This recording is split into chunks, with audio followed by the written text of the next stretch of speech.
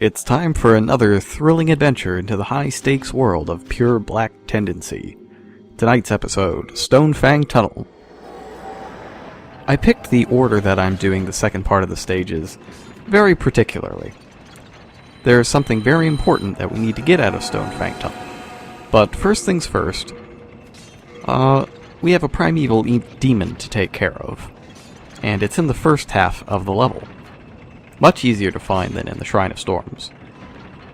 And you can see it right down there, actually. We have to go back on the first elevator we found and head down to it. But first, there's something that I forgot to show up on our first trip to this stage, and that is what happens if you take the elevator all the way up. You can actually get up here where you find a fat official and the two miners that were throwing rocks down at you. These guys are not big fans of the large Sword of Moonlight.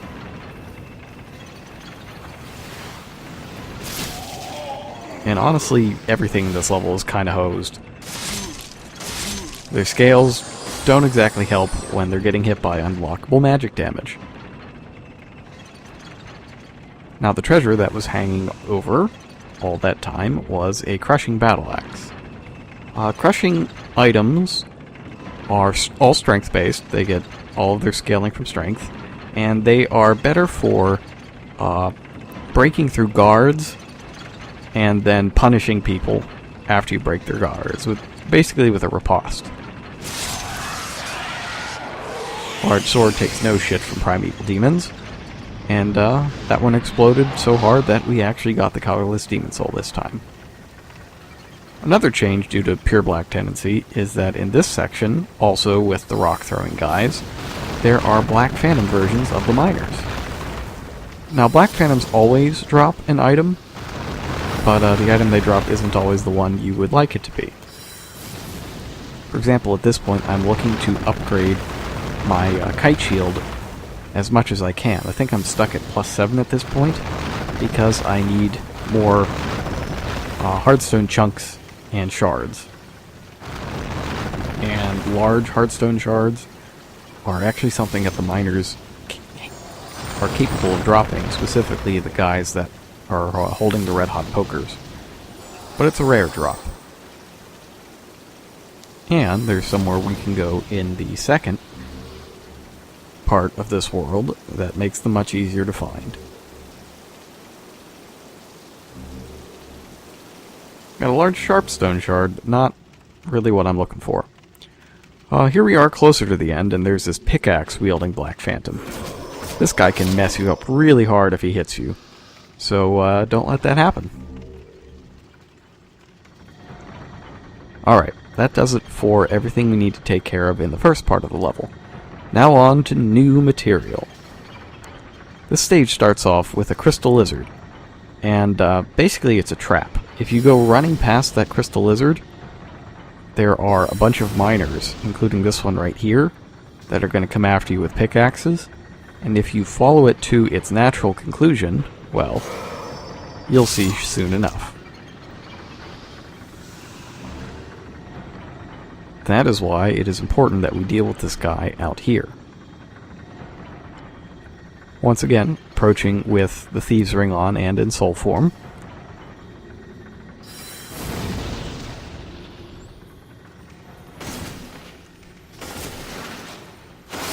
And the strategy worked perfectly. The large Sword of Moonlight is particularly good for dealing with crystal lizards because its strong swing is that overhead swing that can hit him when he's low down on the ground. Alright, so if we were to follow that lizard, he could lead us back here. And in here we find that there are many miners. Many of them wielding pickaxes, none of them happy.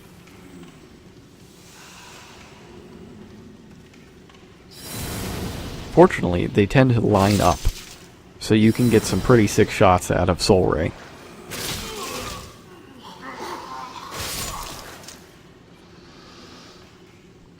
Also, you've really got to be careful. This area is far longer than you might think. And there are miners all the way down. Some of them have bags of ore. See, right here is a good place to get a nice soul ray shot. Line them all up and knock them down. What's even better, though, is that if you can draw aggro from both sides of the tunnel, they will all come at you single file, and you can get 4 or 5 all at once. And that's pretty awesome. I'll try to do it the next time I'm around here. I mean, hopefully there won't be a next time, but, once you see what's through, you too will doubt.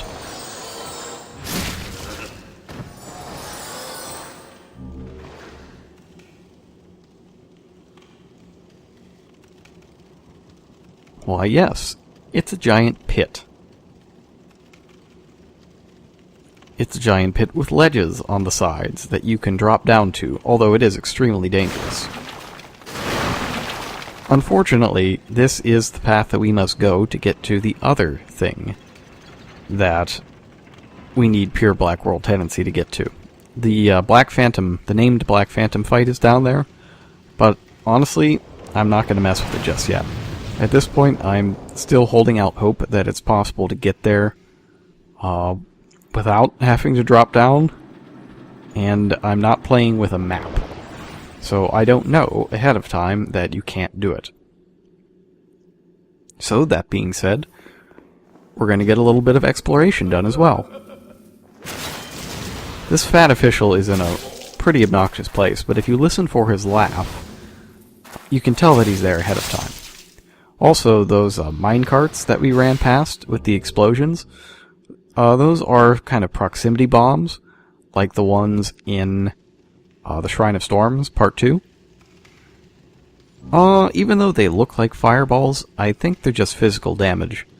Much like the white ones that look like magic were just physical damage.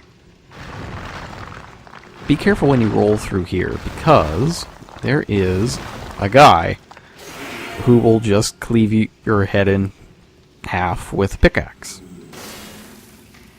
This is kind of a difficult area for you to fight with the large sword of moonlight, but if you get yourself oriented correctly, there's enough room to swing. Still, the Falchion is much better for clearing out that rubble. Now here, I mean, there's no enemies, but there are items, so it's pretty much assured that it's a trap. And there's another crystal lizard. Oh, but this time the plan did not go well, and honestly, that one's not worth chasing, because I'd pretty much be chasing it straight off a cliff. And I don't want to go over a cliff. It's just not fun at all.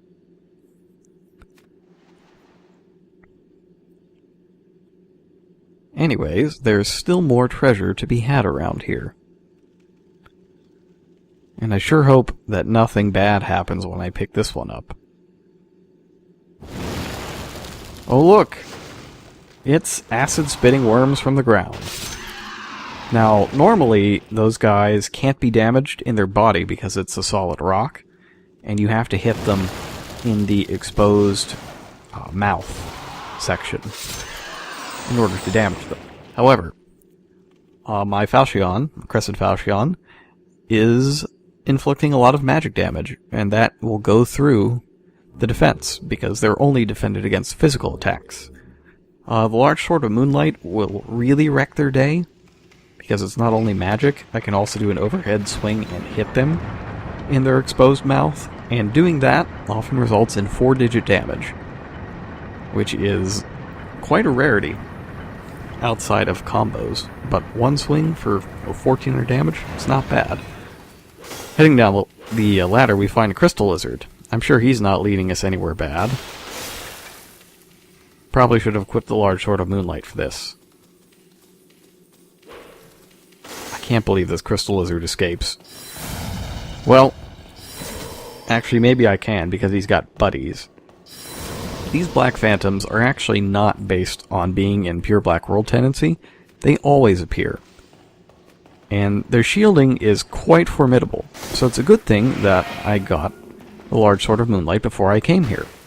It's almost like I planned out the order that I do the stages in advance. Since it is unblockable by shields, these guys are pretty boned if I can get off some swings uncontested. And part of the key to that is to make sure that you can see both of them at all times. Because this is a great sword, it does a lot of damage. Rather, it does a lot of damage and it breaks through guards and poise very easily. Although I don't believe that poise was a stat in this game. If it was, I've always ignored it. Now the interesting thing is that the AI has realized that its shield is totally ineffective against me and switched to dual wielding. The Black Phantoms are much smarter than your average enemy. Although, this guy, despite seeing what happened to his buddy, hasn't experienced it himself, so he's still going to insist on trying to guard.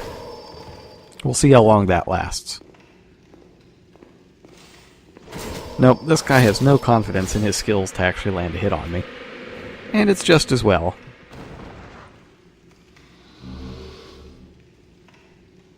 These guys both drop ore and the Stone of Ephemeral Eyes. Dragonstone lets you make dragon weapons, which is the fire upgrade in this game. Removes all scaling, adds fire damage. Quite good. There is a... I believe there's a free dragon weapon somewhere in this stage, but I don't believe I actually pick it up. Rather, there's a different source of melee fire damage that I'd like to get my hands on, but we can't get that until the next stage. Now, in fact, these crystal lizards weren't trying to lead us towards the Black Phantoms. They were just trying to escape to their home. This is the crystal lizard nest. I had forgotten that it was down here, and I kind of blew it badly. There are a ton of lizards in the nest, and obviously they give good drops, but the key to exploiting them is to destroy as many of them as possible. You basically want to have a large area of effect, spell, or miracle, and you want to drop straight into this pit where the most lizards are and just let loose with whatever the spell or miracle you have is. Unfortunately, I don't have such a spell yet. I need to finish this world before I can get one. Yes, I believe I have to finish this world. I know you get one for finishing the world, but I can't remember where the miracle version comes from.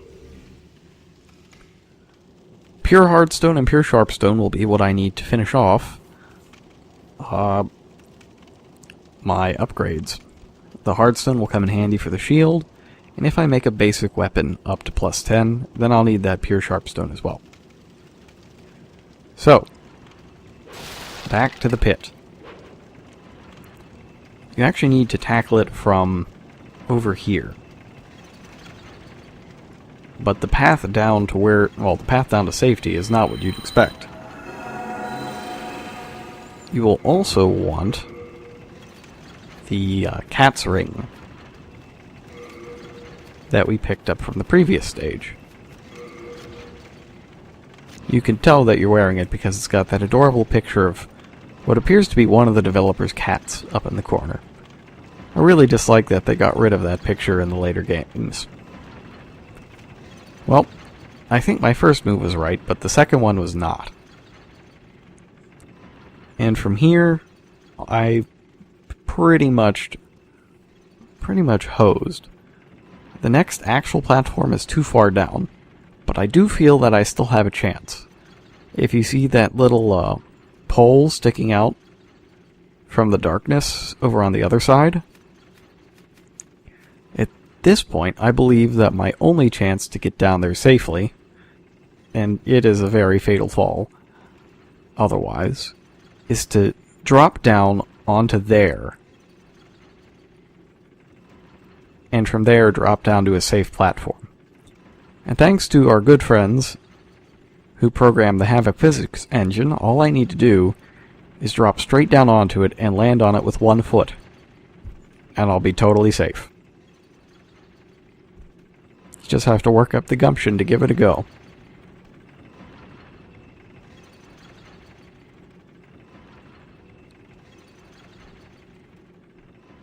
Success! 10s all around. Problem. The next ledge is still too far down. Which is unfortunate, but not unexpected. And I probably should have gone backwards to have the greatest chance, but you died. Shut up, Yurt.